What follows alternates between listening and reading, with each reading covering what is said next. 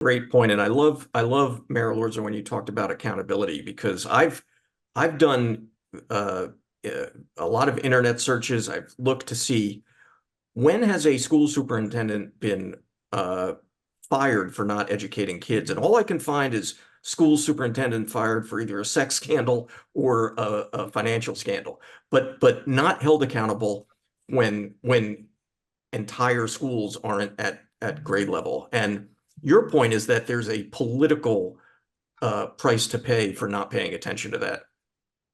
Yeah.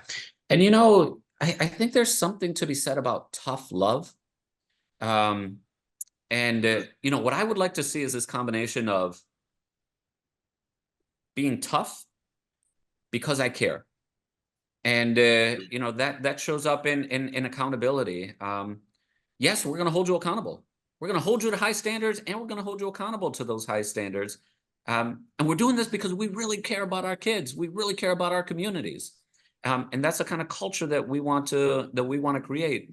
And so when it comes to accountability, in our organization, we believe in two things.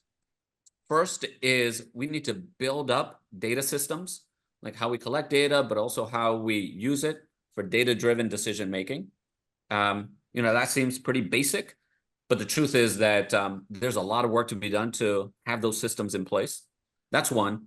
And then the second is this radical idea, or really what would be a radical idea.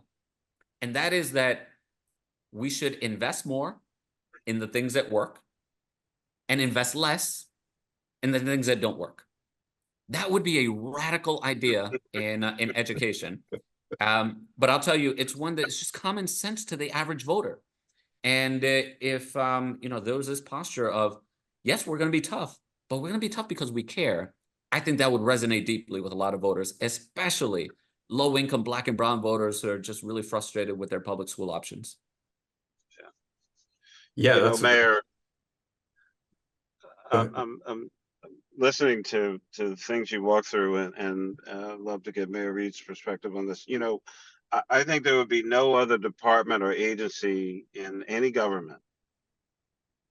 I think about the streets department, I think about the water department, I think about parks and recreation, where if they had a on-time performance of 30%, the calls for the mayor to find somebody else to run that agency would be deafening. On-time trash pickup, how much water in the swimming pools, do we have, gym equipment, parks and recreation, we're only cutting the grass 25% of the time. I mean, any other part of the government with that level of performance or underperformance, the citizens would lose their minds. But yet somehow in education, you don't get that same sustained level of outrage.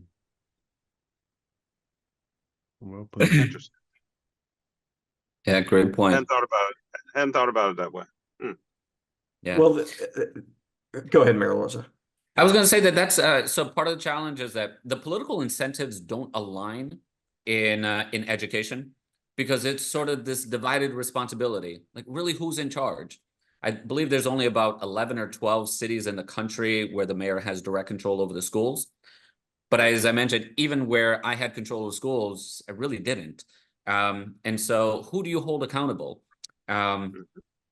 School board, city council, the mayor, the governor, the Department of Education.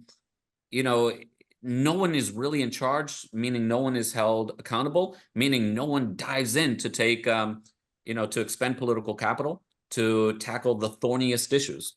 And so it's a systems problem. It's a design challenge that we have if we really want to turn around education.